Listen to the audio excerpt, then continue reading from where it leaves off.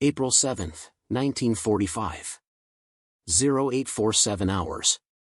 28,000 feet above the East China Sea. Lieutenant Commander Takeshi Yamamoto, leading the 343rd Naval Air Group's elite interceptor squadron, had trained for this moment for 18 months. His Ki-84 Hayate fighter, the Frank as Americans called it, represented Japan's finest achievement in aeronautical engineering. He had studied every American fighter tactic, memorized every engagement range, calculated every advantage his aircraft held in rate of climb and turning radius. What he didn't know, what no Japanese pilot knew, was that the P-51D Mustangs approaching from the southeast carried a weapon configuration that defied every assumption Imperial Japanese Naval Air Force intelligence had made about American fighter armament. 6.50 caliber M2 Browning machine guns mounted in the wings, synchronized to converge at a point in space that Japanese tacticians believed impossible, 1,000 yards. The mathematics of aerial gunnery in 1945 held certain truths as absolute.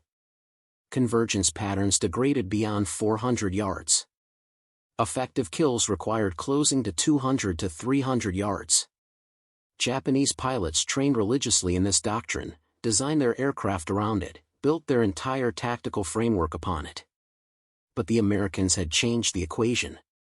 And in the next 7 minutes, Yamamoto and his squadron would discover that every certainty they held about air combat was obsolete. The weapon system that would shatter Japanese air defense doctrine began not with military planning, but with a problem that had plagued American fighter pilots since the beginning of the Pacific War. Naval Aviation Technical Training Command records from San Diego, dated August 1943, documented the crisis in stark terms. American fighters were losing kill opportunities because pilots had to close to suicidal ranges to achieve hits. Commander Robert Caldwell, chief of the Bureau of Aeronautics Gunnery Development Section, had studied every gun camera film from Guadalcanal to the Gilbert Islands. His report, filed September 15, 1943, reached a disturbing conclusion: American pilots are forced to close within effective range of Japanese defensive armament before our own weapons become lethal. This negates our advantages in speed and altitude. We are trading our strengths for their strengths. The standard convergence pattern for American fighters in 1943 set all guns to meet at 300 yards, the accepted maximum effective range for aerial gunnery. Beyond this distance, the cone of fire dispersed too widely to guarantee hits on a maneuvering target. Or so conventional wisdom insisted. But Caldwell's team at the Naval Air Gunnery School in Jacksonville, Florida, had been conducting tests that challenged this assumption. Using modified P-51B Mustangs and precision optical tracking equipment, they discovered something remarkable: the 6-gun configuration of the Mustang, with its widely spaced wing-mounted Brownings, could maintain a lethal concentration of fire at distances no one had attempted before. The breakthrough came from understanding ballistics differently. Rather than trying to make all 6 guns hit the same point, the gunnery team calculated overlapping cones of fire. At 1,000 yards, the 6 guns created an oval pattern approximately 15 feet wide and 12 feet high, roughly twice the size of a typical fighter aircraft's frontal area. The math was revolutionary: you didn't need pinpoint accuracy at extreme range. You needed a pattern large enough that a maneuvering target couldn't avoid it. Technical Memorandum 43G127, classified secret and distributed to Pacific Fighter squadrons in January 1944, outlined the new convergence doctrine. Primary convergence, 1,000 yards. Secondary convergence, 600 yards for close-range fighting. The document included gunnery tables that seemed impossible to veteran pilots. Effective lethal range extended to 1,200 yards under optimal conditions. First hit probability at 1,000 yards, 37%. This exceeded the hit probability of Japanese fighters at 400 yards. The Naval Ordnance Test Station at Inyokern, California, conducted live-fire validation in February 1944. Against full-scale aircraft targets towed at combat speeds, P-51 pilots achieved consistent hits at ranges between 800 and 1,100 yards. The test report noted, target destruction occurred at distances previously considered impossible for fighter armament. Japanese tactical doctrine, based on conventional convergence ranges, is fundamentally obsolete against this capability. By March 1944, every P-51D rolling off North American Aviation's production lines in Inglewood, California, incorporated the Extended Convergence Armament System. The aircraft looked identical to earlier models, but their weapons reached across distances that would redefine air combat in the Pacific. While American gunnery specialists revolutionized aerial armament doctrine, Japanese naval aviation intelligence remained locked in assumptions that would prove catastrophic. Documents recovered from the Yokosuka Naval Air Technical Arsenal after the war revealed the depth of this miscalculation. Captain Minoru Genda, architect of the Pearl Harbor attack and by 1944 serving as operations officer for the 343rd Naval Air Group, had personally authored the tactical guidance document American Fighter Engagement Doctrine Revision 7 in February 1944. The document, now preserved in the National Archives, outlined what Japanese intelligence believed about U.S. fighter armament. According to Genda's analysis, American fighters employ 6 or 8 machine guns with convergence patterns optimized for 300-yard engagement range. Effective lethal range extends to maximum 400 yards. Japanese fighters maintain superiority in maneuverability within this envelope and should force close-range turning engagements where American advantages in speed and firepower are negated. This assessment was based on 3 years of combat data, gun camera analysis from captured American aircraft, and interrogation of downed American pilots. Every data point confirmed the 300 to 400-yard engagement envelope. Japanese tactical training built entirely upon this foundation. The Chuchiura Naval Air Training Center, primary advanced fighter school for the Imperial Japanese Navy, taught engagement doctrine that explicitly capitalized on what they believed were American armament limitations. Training Manual 441B, issued March 1944, instructed, maintain distance beyond 500 yards during approach phase. American fighters cannot achieve lethal hits beyond 400 yards. Use superior rate of climb to gain altitude advantage, then dive through American formations at speeds exceeding their tracking capability. Break engagement at 600 yards minimum distance. Lieutenant Saburo Nakamura, training officer at Chuchiura, conducted mock combat exercises that reinforced these principles. Post-war interrogation transcripts revealed his testimony, we practiced extensively against the 500-yard engagement threshold. Our pilots learned to recognize the distance visually, to know precisely when American fighters entered their effective range. We believe this knowledge gave us tactical superiority. We could choose our engagement distance. Japanese aircraft design reflected these assumptions. The Ki-84 Hayate, entering service in March 1944, mounted two 20mm cannons and two 12.7mm machine guns. The cannon convergence pattern was optimized for 250-meter, 273-yard, range, perfect for the close-range turning fights Japanese doctrine emphasized. The aircraft sacrificed armament weight for maneuverability, trading firepower for the ability to operate within what they believed was the optimal engagement envelope. Even Japanese radar warning systems, primitive compared to American equipment but improving by late 1944, operated on tactical assumptions about engagement ranges. Radar operators were trained to alert fighter controllers when American formations closed to within 20 kilometers, plenty of warning time given the assumed need for Americans to close within 400 yards before opening effective fire. The 343rd Naval Air Group, stationed at Omura Air Base in Kyushu by April 1945, represented the Imperial Japanese Navy's finest remaining fighter unit. Their pilots averaged 800 flight hours, veterans by the standards of late-war Japan. They flew the best aircraft Japanese industry could produce. They had studied American tactics exhaustively. And every assumption they held about American fighter armament was wrong. April 7, 1945.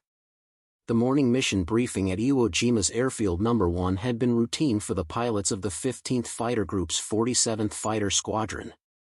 Major William Shepard, squadron commander, outlined the day's objective with practiced efficiency: bomber escort for B-29s striking the Omura aircraft production facilities in Kyushu.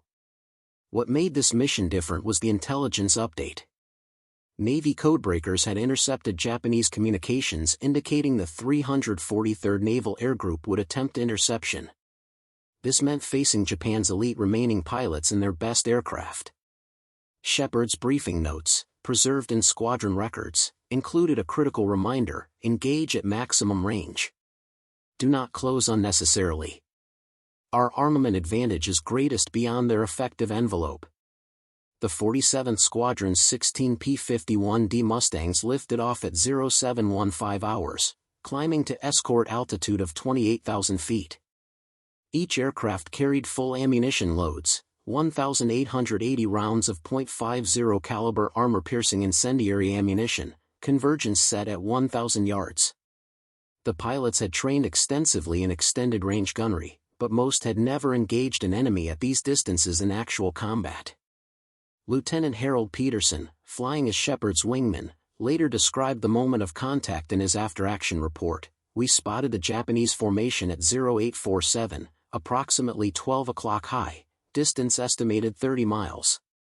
They were in loose Vic formation, Ki-84s, approximately 20 aircraft. As they began their approach dive, I could see they were setting up for a high-speed slash attack, standard Japanese doctrine for engaging bombers. What happened next violated every expectation the Japanese pilots held about American fighter tactics. Rather than turning to meet the attack or diving to gain speed, Shepard's flight maintained heading in altitude. At 1,200 yards, a distance where Japanese pilots believed themselves completely safe from American guns, the P-51s opened fire. The 343rd Naval Air Group's radio communications, intercepted and recorded by the destroyer USS Porterfield, captured the Japanese confusion. At 0849 hours, an urgent transmission, lead aircraft taking hits. Distance beyond effective range.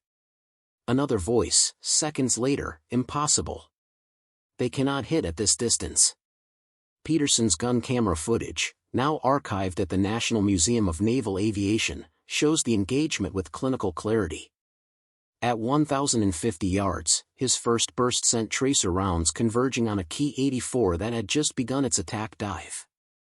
The Japanese pilot, expecting to remain untouchable for another 600 yards, made no evasive maneuver. 3.50 caliber rounds struck the Hayate's engine cowling. A fourth penetrated the cockpit.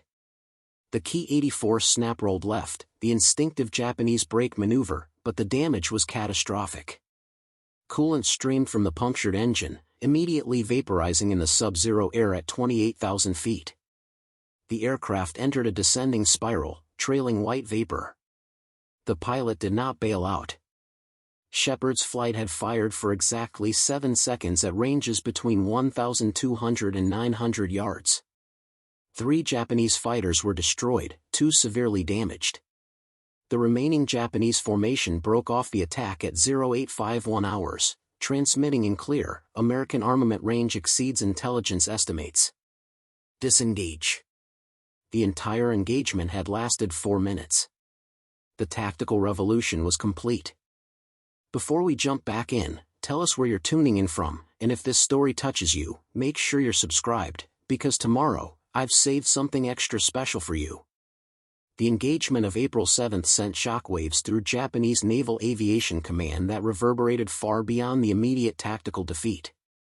Within hours, radio intercepts monitoring Japanese military communications revealed an organization struggling to comprehend what had occurred.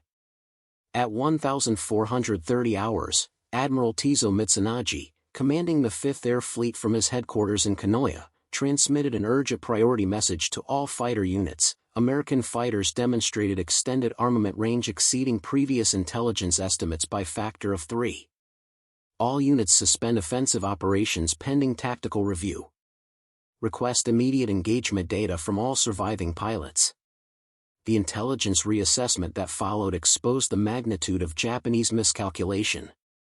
Lieutenant Commander Yasuhiko Kuro, Senior Intelligence Officer for the Combined Fleet's Air Operations, filed a report on April 9 that fundamentally revised every assumption about American fighter capabilities. His document, recovered from Naval General Staff archives in 1946, made stark reading. Analysis of engagement data from April 7 action indicates American P-51 fighters achieved confirmed kills at ranges between 900 and 1,200 yards, Kuro wrote. This exceeds our maximum estimated effective range by 800 yards. Implications for current tactical doctrine are catastrophic. All engagement parameters based on 400-yard American maximum effective range are invalidated. The practical impact became evident immediately. On April 10, the 203rd Naval Air Group, stationed at Matsuyama, attempted to intercept a B-29 formation escorted by P-51s from the 21st Fighter Group. The Japanese pilots, now aware of the extended American gun range but lacking any tactical response, attempted to engage from beyond 1,500 yards, outside what they hoped was the American effective envelope. The result, documented in the 21st Fighter Group's mission report, demonstrated the futility of this approach. American pilots simply maintained formation, occasionally firing warning bursts at the circling Japanese fighters.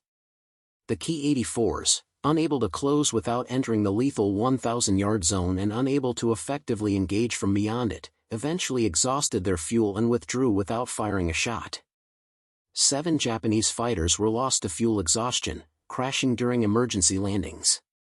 Captain Genda, whose February 1944 tactical manual had codified the now obsolete engagement doctrine, personally flew a reconnaissance mission on April 12 to observe American fighter tactics.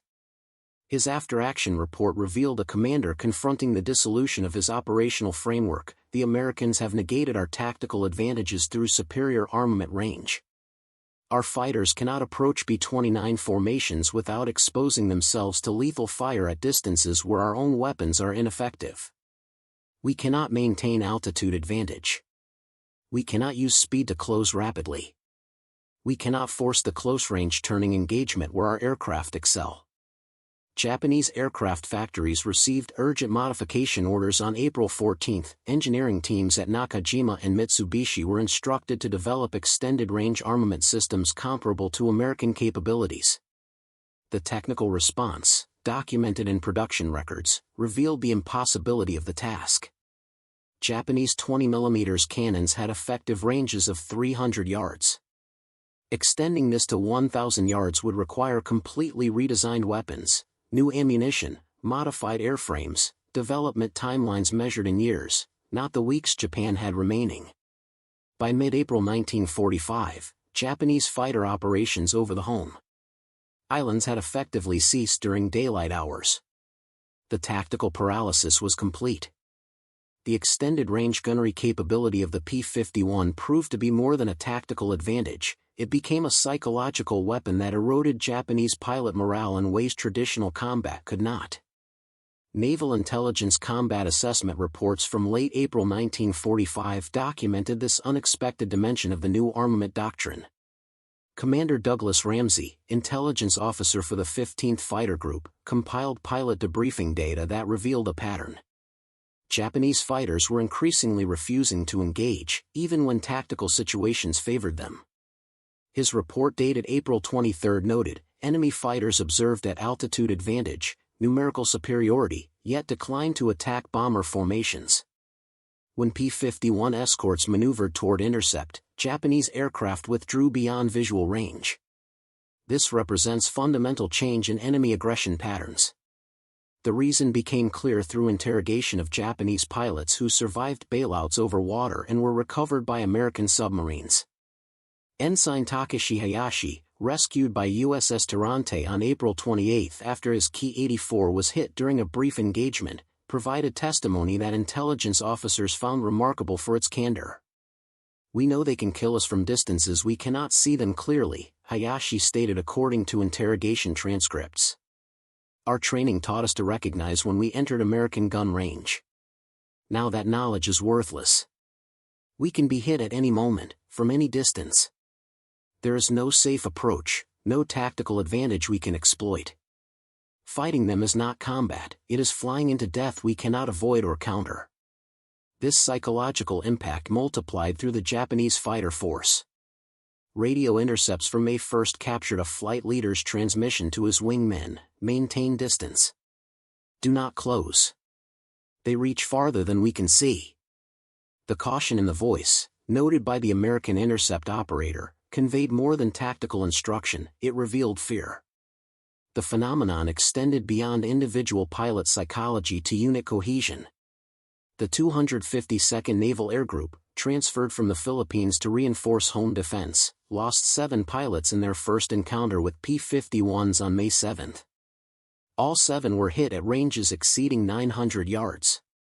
The unit's remaining pilots filed a collective petition to their commander requesting reassignment to night operations or kamikaze duty, anything to avoid facing American fighters in daylight. Major Shepard's squadron records from May documented Japanese behavioral changes with clinical precision. May 3, enemy fighters sighted at 15,000 feet, did not engage despite altitude advantage. May 5, Japanese formation of 12 aircraft broke off intercept attempt when we turned toward them at 8,000 yards distance, well beyond any weapon's range. May 9, observed enemy fighters jettison external fuel tanks and dive away upon visual contact, before we entered gun range. Japanese training commands attempted to address the psychological crisis through revised doctrine, but the solutions revealed desperation. A training directive from Tsuchiura, dated May 12, instructed pilots, accept that some casualties from extended-range American fire are inevitable. Close rapidly despite losses. Victory is achieved through spiritual strength, not material advantage. But spiritual strength could not defeat physics. And Japanese pilots, increasingly, chose survival over certain death at ranges they could neither counter nor comprehend. Behind the tactical revolution of extended-range aerial gunnery lay an industrial achievement that Japanese forces could neither replicate nor counter. The ammunition production infrastructure supporting P-51 operations in the Pacific represented American manufacturing capacity operating at a scale Japan could not match. The Lake City Army Ammunition Plant in Missouri, operating 24 hours daily by April 1945, produced 2.4 million rounds of .50 caliber ammunition every day. Quality control documentation from the facility, preserved in National Archives records, reveals the precision required for extended-range accuracy. Each cartridge underwent 17 separate inspections. Powder charges were measured to tolerances of 0.1 grain. Projectile weight variance could not exceed 2 grains across production lots. This precision mattered enormously at 1,000-yard engagement ranges. Ballistic calculations performed by the Army Ballistic Research Laboratory demonstrated that ammunition inconsistency of just 3% degraded hit probability by 40% at extended ranges. The Lake City plant maintained consistency below 0.5% across millions of rounds monthly, a manufacturing achievement Japan's industrial base, devastated by strategic bombing and raw material shortages, could not approach. Lieutenant Colonel Raymond Foster, commanding the 15th Fighter Group's Ordnance Section on Iwo Jima, documented the logistical scale in his May 1945 supply report. Each P-51 combat sortie expended an average of 600 rounds. Daily operations required 38,000 rounds, over 19 tons of ammunition. This arrived from Pearl Harbor every 72 hours aboard dedicated ammunition ships, transferred to shore via specialized handling equipment, stored in climate-controlled magazines to prevent powder degradation, and distributed to squadron armament sections for loading.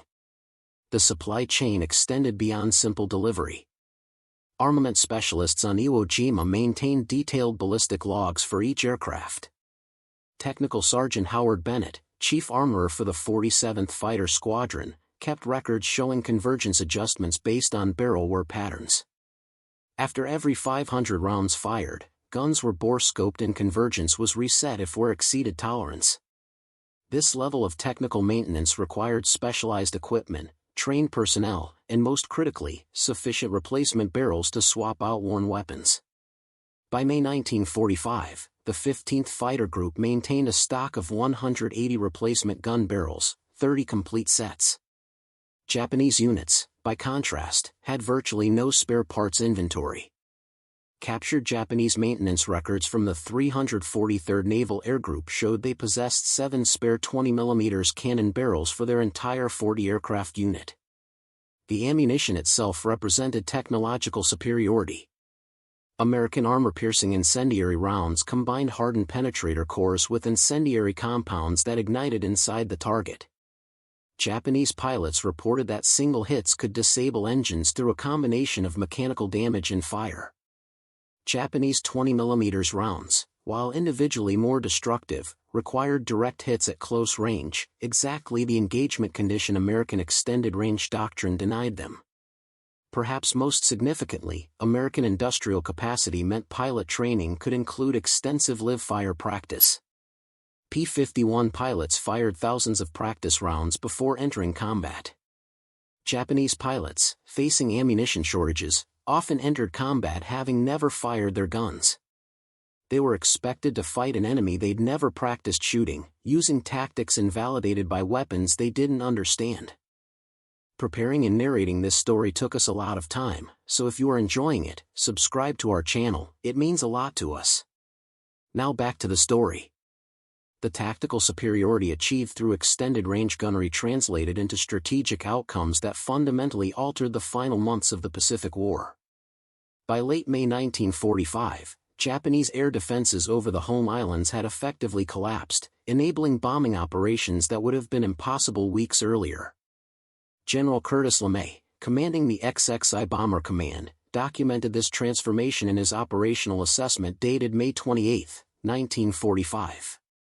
Fighter opposition to daylight B-29 operations has decreased by 87% since April 1, his report stated. This reduction correlates directly with deployment of extended-range P-51 escort tactics. Japanese fighters that do engage are destroyed at ranges preventing effective attack on bomber formations. We now operate over Japan with impunity during daylight hours. The numbers told the story with brutal clarity.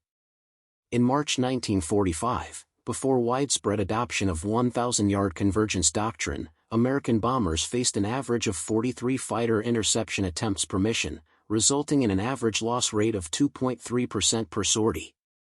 By June 1945, interception attempts had fallen to fewer than 6 per mission, and bomber loss rates dropped to 0.3%, a tenfold reduction in casualties.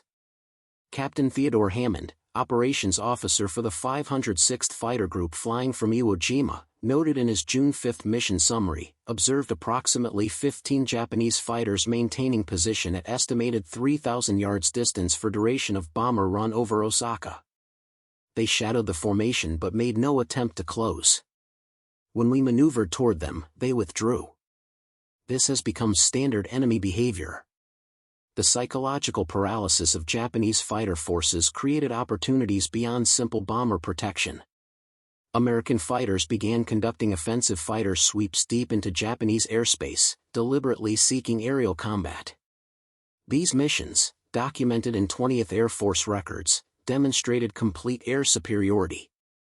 On June 12, Major Shepard led a sweep of 32 P-51s over the Tokyo area specifically hunting for Japanese fighters. His mission report described an encounter that would have been unthinkable months earlier. We located a formation of approximately 20 Ki-84s conducting training exercises over Yokota Airfield. As we approached, the Japanese formation immediately broke and scattered. We pursued for 35 minutes, destroying 9 enemy aircraft. The remaining Japanese fighters made no coordinated defensive effort. Several jettisoned external tanks and dived for cloud cover despite having altitude and position advantage. Japanese military leadership recognized the strategic implications. Documents from the Supreme Council for the Direction of the War, recovered after Japan's surrender, included a sobering assessment dated June 18, 1945, authored by Admiral Somu Toyota, Chief of the Naval General Staff. American fighter aircraft have established complete air superiority through weapons systems exceeding our technical capacity to counter, Toyota wrote. Our fighter forces cannot effectively defend against B-29 operations. Our training establishments cannot produce pilots capable of countering American armament advantages. Our industrial facilities cannot manufacture weapons systems with comparable performance. The strategic situation in the air war is irretrievable. This assessment reached Emperor Hirohito as part of the briefing materials preparing him for surrender negotiations. Post-war testimony from Japanese officials indicated the emperor specifically referenced the collapse of air defenses as evidence that continued resistance was futile. The extended-range gunnery advantage had achieved what strategic bombing alone could not, the complete negation of Japan's defensive capabilities. B-29s could strike any target in Japan without effective opposition. Fighters could roam Japanese airspace freely. The psychological impact of American technological superiority extended beyond the immediate tactical defeats to undermine Japanese will to continue fighting. By July 1945, American fighters encountered so little resistance that missions shifted from combat operations to intimidation flights, formations deliberately flying low over Japanese cities to demonstrate absolute air control. The weapon that Japanese intelligence had never anticipated had delivered not just tactical victories, but strategic dominance that made invasion unnecessary. Behind the statistics of tactical superiority and strategic dominance lay human experiences that complicated the narrative of technological triumph. The extended-range gunnery advantage saved countless American lives while creating unique psychological burdens for those who employed it.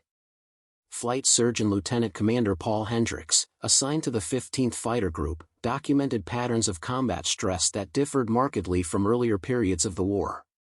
His medical report dated June 24, 1945, noted, pilots report decreased immediate combat stress compared to close-range engagements of 1943-44. However, they describe a different psychological burden, what several termed executioner's distance. The ability to destroy enemy aircraft from ranges where enemy pilots cannot effectively return fire creates moral discomfort despite tactical advantage.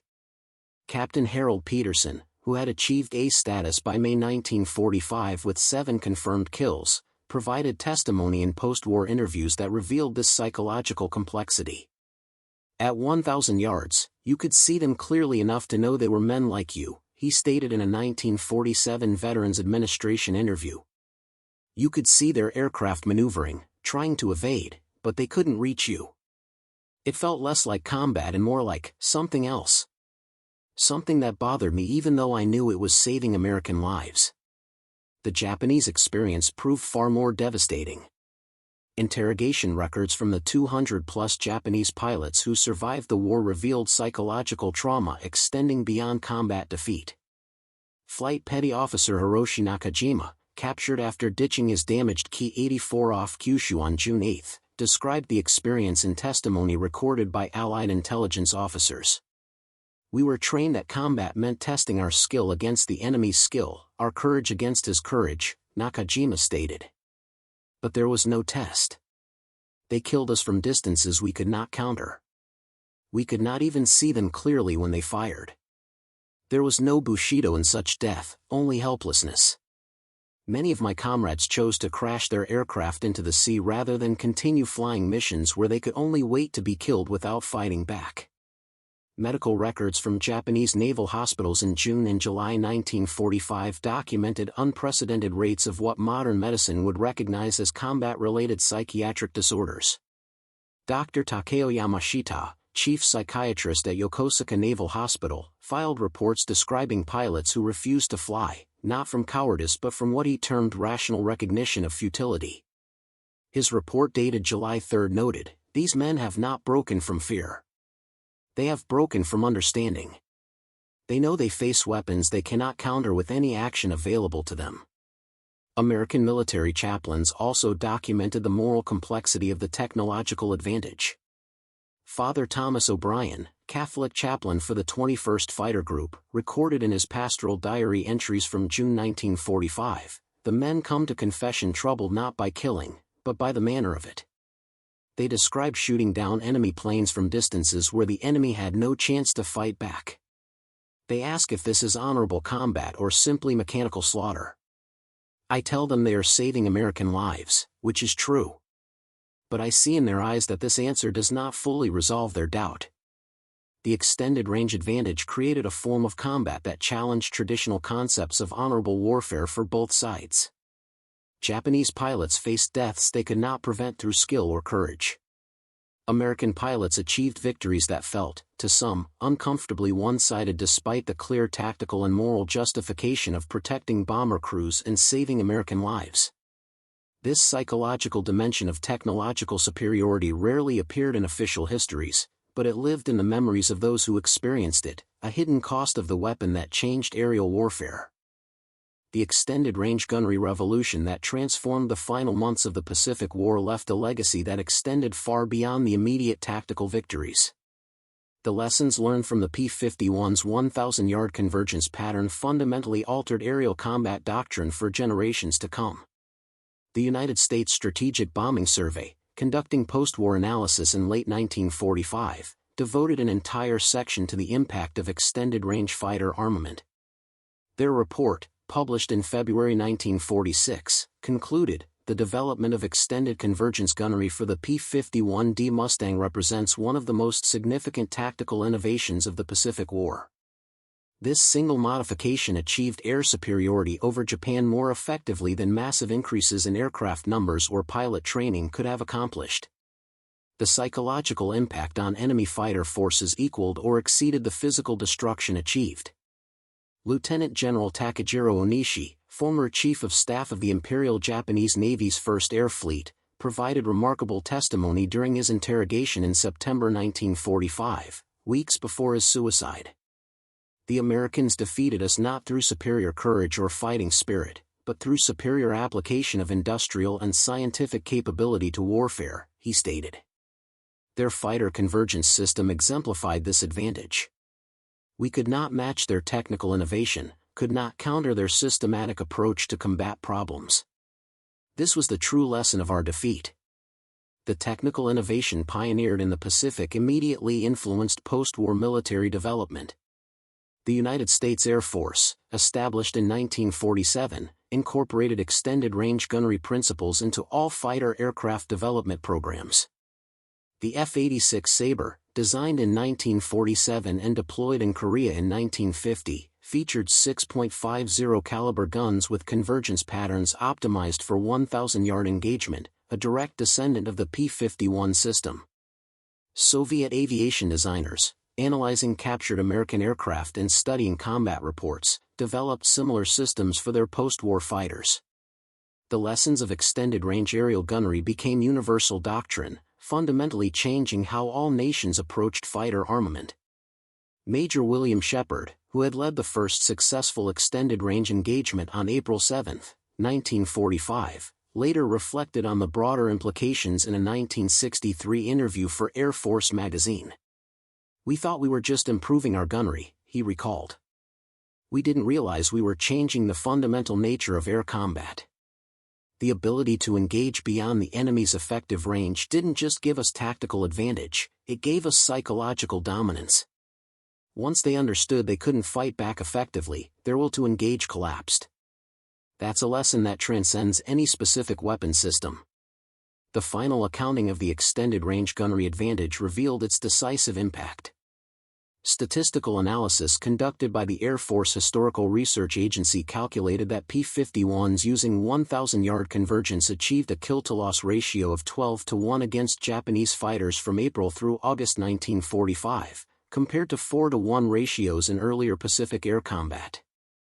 More significantly, the presence of extended-range P-51 escorts reduced bomber losses by 82% compared to unescorted missions.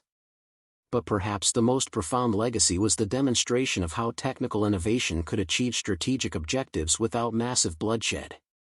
The air superiority gained through extended-range gunnery contributed directly to Japan's decision to surrender. Post-war Japanese government documents indicated that the complete collapse of air defenses, itself largely attributable to the psychological impact of American fighter superiority, convinced leadership that further resistance was futile. Today, the principle pioneered by those P-51 pilots over the Pacific in 1945 remains fundamental to air combat: achieve the longest effective engagement range possible, forcing the enemy to fight at your advantage rather than theirs. The streams of .50 caliber fire converging at 1,000 yards didn't just destroy Japanese aircraft, they destroyed Japanese assumptions about how air war could be fought, and in doing so, helped bring the Pacific War to its conclusion. Up next, you've got two more standout stories right on your screen. If this one hit the mark, you won't want to pass these up. Just click and check them out. And don't forget to subscribe and turn on the notification bell so you don't miss any upload from us. The extended-range gunnery revolution that transformed the final months of the Pacific War left a legacy that extended far beyond the immediate tactical victories. The lessons learned from the P-51's 1,000-yard convergence pattern fundamentally altered aerial combat doctrine for generations to come. The United States Strategic Bombing Survey, conducting post-war analysis in late 1945, devoted an entire section to the impact of extended-range fighter armament. Their report, published in February 1946, concluded, the development of extended convergence gunnery for the P-51D Mustang represents one of the most significant tactical innovations of the Pacific War. This single modification achieved air superiority over Japan more effectively than massive increases in aircraft numbers or pilot training could have accomplished. The psychological impact on enemy fighter forces equaled or exceeded the physical destruction achieved.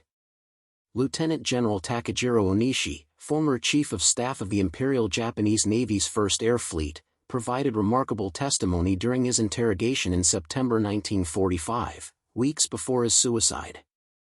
The Americans defeated us not through superior courage or fighting spirit, but through superior application of industrial and scientific capability to warfare, he stated. Their fighter convergence system exemplified this advantage. We could not match their technical innovation, could not counter their systematic approach to combat problems. This was the true lesson of our defeat. The technical innovation pioneered in the Pacific immediately influenced post-war military development. The United States Air Force, established in 1947, incorporated extended-range gunnery principles into all fighter aircraft development programs. The F-86 Sabre, designed in 1947 and deployed in Korea in 1950, featured 6.50 caliber guns with convergence patterns optimized for 1,000-yard engagement, a direct descendant of the P-51 system. Soviet aviation designers, analyzing captured American aircraft and studying combat reports, developed similar systems for their post-war fighters. The lessons of extended-range aerial gunnery became universal doctrine, fundamentally changing how all nations approached fighter armament. Major William Shepard, who had led the first successful extended-range engagement on April 7, 1945, later reflected on the broader implications in a 1963 interview for Air Force magazine. "We thought we were just improving our gunnery," he recalled. "We didn't realize we were changing the fundamental nature of air combat." The ability to engage beyond the enemy's effective range didn't just give us tactical advantage, it gave us psychological dominance. Once they understood they couldn't fight back effectively, their will to engage collapsed. That's a lesson that transcends any specific weapon system. The final accounting of the extended-range gunnery advantage revealed its decisive impact. Statistical analysis conducted by the Air Force Historical Research Agency calculated that P-51s using 1,000-yard convergence achieved a kill-to-loss ratio of 12-to-1 against Japanese fighters from April through August 1945, compared to 4-to-1 ratios in earlier Pacific air combat. More significantly, the presence of extended-range P-51 escorts reduced bomber losses by 82% compared to unescorted missions. But perhaps the most profound legacy was the demonstration of how technical innovation could achieve strategic objectives without massive bloodshed. The air superiority gained through extended-range gunnery contributed directly to Japan's decision to surrender. Post-war Japanese government documents indicated that the complete collapse of air defenses, itself largely attributable to the psychological impact of American fighter superiority, convinced leadership that further resistance was futile. Today, the principle pioneered by those P-51 pilots over the Pacific in 1945 remains fundamental to air combat: achieve the longest effective engagement range possible, forcing the enemy to fight at your advantage rather than theirs. The streams of .50 caliber fire converging at 1,000 yards didn't just destroy Japanese aircraft, they destroyed Japanese assumptions about how air war could be fought, and in doing so, helped bring the Pacific War to its conclusion. Up next, you've got two more standout stories right on your screen. If this one hit the mark, you won't want to pass these up. Just click and check them out. And don't forget to subscribe and turn on the notification bell so you don't miss any upload from us.